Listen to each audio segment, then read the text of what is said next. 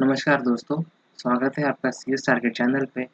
और हम सॉल्व कर रहे हैं प्रीवियस ईयर क्वेश्चन और हम चला रहे हैं अभी ऑपरेटिंग सिस्टम की एक नई सीरीज। तो चलिए शुरू करते हैं। सो फ्रेंड्स, इससे पहले कि हम क्वेश्चन की तरफ बढ़े, हमें कुछ थियरी की तरफ भी थोड़ा जानकारी लेना ज़रूरी होगा। सो हम आज पढ़ेंगे शेड्यूलिंग क्यूज़। शेड्यूलिंग क्यू दरअसल क्या होता है?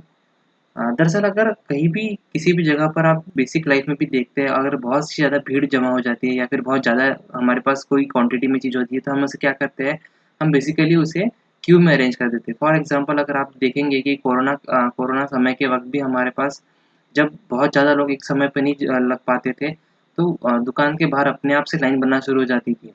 वैसे ही अगर आप बैंक के बाहर जाएँगे तो हमें कोई गाइड नहीं करता है कि हमें क्या करना होता है, लेकिन अपने आप ही हम क्यू बनाना शुरू कर देते हैं। फिर हमारा बेसिक लॉजिक हमें ये सजेस्ट करता है कि सबसे बेस्ट हैंडलिंग का तरीका यहाँ पर क्यू होगा। सो वैसे ही अगर हमारे पास बहुत ज़्यादा रिसोर्सेज़ हो जाते हैं, तो हम ज़्यादा रिसोर्सेज़ जैसे कि हमारी इसमें होगी रिसोर्सेज़ एज़ अ प्रोसेस। जिससे हमारे पास बहुत ज़्यादा प्रोसेस हो जाते हैं, तो हम उसे क्या करेंगे, क्यू से मैनेज करेंगे। सो अगर क्यू से मैनेज करना है तो हमें क्यू 2 तरीके से हम कर सकते हैं, एक स्टैटिक वे में और एक डायनामिक वे में। सो अगर स्टैटिक वे में करना है तो हम क्या करेंगे, इसे एरे से ही कर ले सकते हैं। और अगर डायनामिक वे में करना है तो हम इसे लिंक लिस्ट यूज़ करके करेंगे। सो फ्रेंड्स, यहाँ पर जो हमने यूज़ करा हुआ है, यहाँ पर हमने लिंक लिस्ट यूज़ करके किया हुआ है। तो यहाँ पर हम समझते हैं किस तरह का स्ट्रक्चर है। जो हमारा हेडर पार्ट होता है, यहाँ पर जो फर्स्ट दिया हुआ है स्टार्ट नोड, यहाँ पर हमारे पास हेड और टेल दोनों के एड्रेसेस होते हैं। सो हेड टेल क्या करता है, जो हमारे जितने भी पीसीबी आते जाएंगे उसे हमेशा लाइन में लगाकर हेडर के पास फर्स्ट का रहेगा, फर्स्ट पीसीबी का एड्रेस रहेगा, सेकंड पीसीबी के पास सेकंड पीसी, उसके बाद वाले पीसीबी का रहेगा। और वैसे ही जो हमारा क्यू का हेडर होता है वो टेल का पार्ट भी मेंटेन करता है। अब टेल का पार्ट क्यू मेंटेन करता है, ये जानते हैं। तो फ्रेंड्स, अगर हमारे पास अगर हम ट्रैवर्स करते हैं किसी भी जो ये लिंक लिस्ट दिया हुआ है, हम उसे ट्रैवर्स करते हैं और हम आखिरी नोड तक पहुंचते हैं।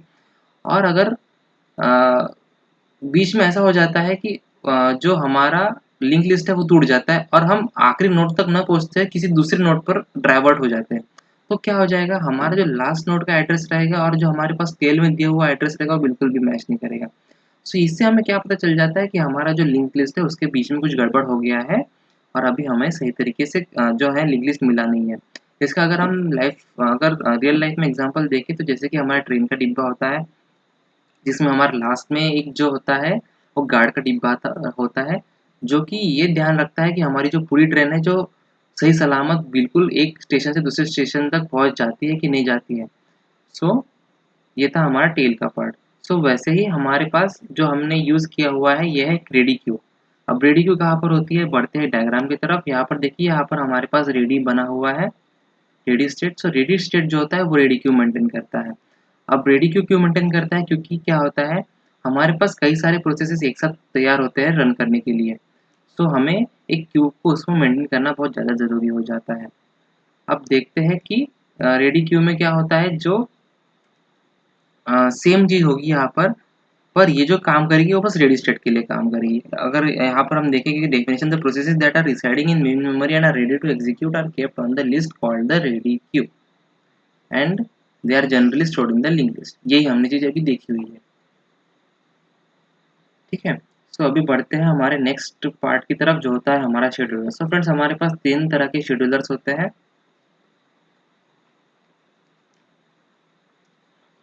लॉन्ग टर्म शेड्यूलर, उसके बाद होता है शॉर्ट टर्म, और एक होता है मीडियम टर्म शेड्यूलर। हम्म सो फ्रेंड्स, देखते हैं हमारा लॉन्ग टर्म शेड्यूलर क्या होता है। फॉर एग्जांपल, अगर हमें जो जो लॉन्ग टर्म शेड्यूलर का दरअसल ये काम होता है कि हमारा जो जो भी प्रोसेस आता है न्यू स्टेट से लेकर रेडी स्टेट तक, उसको जो हैंडल करता है कि अगर जैसे यहाँ पर हमारे पास 2 केसेस हो जाती है। अगर हम क्या करेंगे कि अगर बहुत ज़्यादा प्रोसेस, अगर हमारी ये मेन मेमोरी, चलो एग्जांपल के साथ देखते हैं इसे। अगर हमारी ये मेन मेमोरी है, अगर हमारे पास बहुत कम प्रोसेसेस है, तो क्या हो जाएगा, तो वो पूरी तरीके से जो है हम ज़्यादा जो है और अगर जो रन प्रोसेस है, जो हमारे रन स्टेट है, वो अगर 15 के हिसाब से प्रोसेस कर रहा है और हमारे पास 10 ही प्रोसेस है, तो क्या हो जाएगा यहाँ पर हम जो अगर डिफिशिएंट होंगे प्रोसेस सेंड करने में, तो यहाँ पे हम जो हमारा सीपीयू है उस पे तो शक कर नहीं सकते, क्योंकि उसकी कैपेबिलिटी तो बहुत ज़्यादा बेहतर है हमसे, और हम ही हैं कि जो 10 ही प्रोवाइड कर रहे हैं उसे, सो हम यहाँ पे कम हो जाते हैं। अब सेकंड केस क्या बनता है इसी में, कि हम प्रोवाइड कर रहे हैं भाई 20 और वो कर रहा है 15, तो यहाँ पे क्या हो जाएगा कि वो 15 प्रोसेस कर रहा है, 5 जमा हो गई अपने पास। ऐसे ही हर एक इटरेशन में हमारे पास बहुत ज़्यादा प्रोसेसेस जमा हो जाएगी, और कुछ देर बाद क्या होगा, यहाँ पर मेन मेमोरी में यहाँ पे हमें सांस लेने की भी जगह नहीं रहेगी यहाँ पर, और धीरे धीरे पूरी तरीके से फुल हो जाएगा, फिर कंटेक्स्ट स्विच होने ज़्यादा शुरू हो जाएगा, और ये बहुत ज़्यादा टाइम अपना वेस्ट करेगा, बस स्वैप इन स्वैप आउट में, और प्रोसेसिंग में हमें लैग पड़ जाएगा, और इसी तरह हम सही तरीके से प्रोसेस नहीं कर पाएंगे चीज़ों को। सो यही काम होता है मेंटेन करना, कि जहाँ पर जो हमारा प्रोसेस है उसके हिसाब से जो हमें प्रोसेसेस भेजना है वो मेंटेन करने का काम होता है लॉन्ग टर्म शेड्यूलर का। ठीक है, ये हो गया हमारा लॉन्ग टर्म शेड्यूलर जो कि यहाँ पर काम करेगा। अब लॉन्ग टर्म शेड्यूलर को लॉन्ग लॉन्ग टर्म क्यों कहा जाता है, क्योंकि यहाँ पर प्रोसेसेस जो होती है वो हमेशा इसके इसके अंडर से एक बार जाती है, एक बार, only one time. So one time जाने की वजह से क्या होता है, ये हमेशा हमेशा के for longer period of time ये इसमें से पास हो जाती है। सो हम इसे इस तरीके से याद रख सकते हैं। अब बढ़ते हैं शॉर्ट टर्म शेड्यूलर की तरफ। अब शॉर्ट टर्म शेड्यूलर कहाँ पे काम करता है, शॉर्ट टर्म शेड्यूलर करता है रेडी और रन के बीच में। अब शॉर्ट टर्म शेड्यूलर का क्या काम रहेगा यहाँ पर, वो क्या करेगा, वो रेडी से स्टेट्स, जो रेडी में सारी स्टेट जो हाथ उठाकर कह रही है कि भाई हमें रन कर दो, हमें रन कर दो, हमें रन कर दो, ये इन सारे स्टेट्स को उठाएगा और लेके जाएगा रन की तरफ। सो इसका काम होता है कि वो जाकर इसे सही तरीके से एग्जीक्यूट करा दे। लेकिन फ्रेंड्स, शॉर्ट टर्म शेड्यूलर जो है इसका तो ये काम यहाँ से वहाँ पर लेके जाना है, लेकिन यहाँ पर एक और चीज़ का ये होता है, वो होता है डिस्पैचर।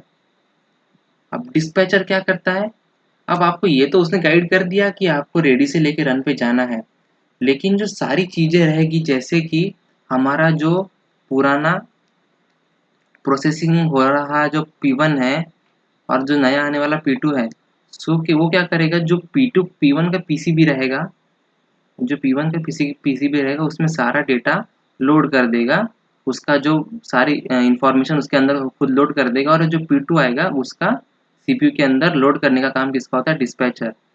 डिस्पैचर का काम होता है ये, कि उसके पीसीबी से डेटा लेके सीपीयू में लोड करो, और जो पुराना वाला था उसको उसके पीसीबी में डाल दो, ताकि अगर हमें कभी P1 फिर से रन करने की ज़रूरत पड़े तो हम उसका पीसीबी रेफर कर ले और उसको वैसे स्टार्ट कर दे, ताकि हमें वो P1 वाला जो प्रोसेस पहले एग्जीक्यूट हुआ था फिर से एग्जीक्यूट करने की ज़रूरत ना पड़े। तो ये था हमारा डिस्पैचर का काम।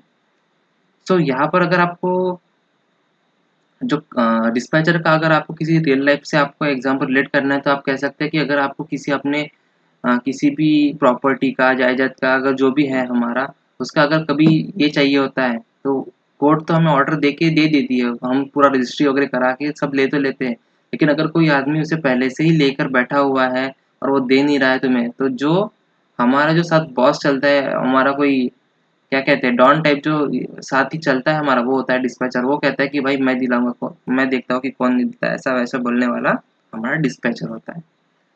सो फ्रेंड्स, बढ़ते हैं अपने नेक्स्ट जो होता है मीडियम टर्म शेड्यूलर। अब शॉर्ट टर्म शेड्यूलर में क्या होता है, प्रोसेसेस जो होती है वो बस एक बार नहीं जाएगी, वो कंटिन्यू कितने भी बार जा सकती है। अगर कोई प्रोसेस होती है वो रन होती है और कोई हायर प्रोसेस आती है तो उसको फिर से रेडी स्टेट में डाल देगा, तो शॉर्ट टर्म शेड्यूलर के अंदर से चला जाएगा।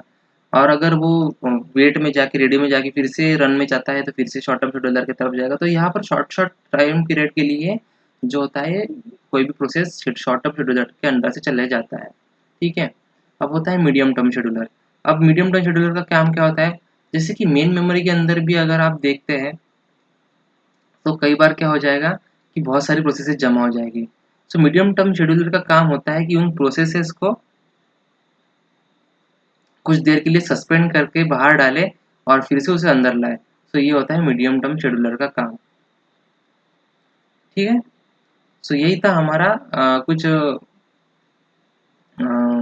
शेड्यूलर्स के बारे में।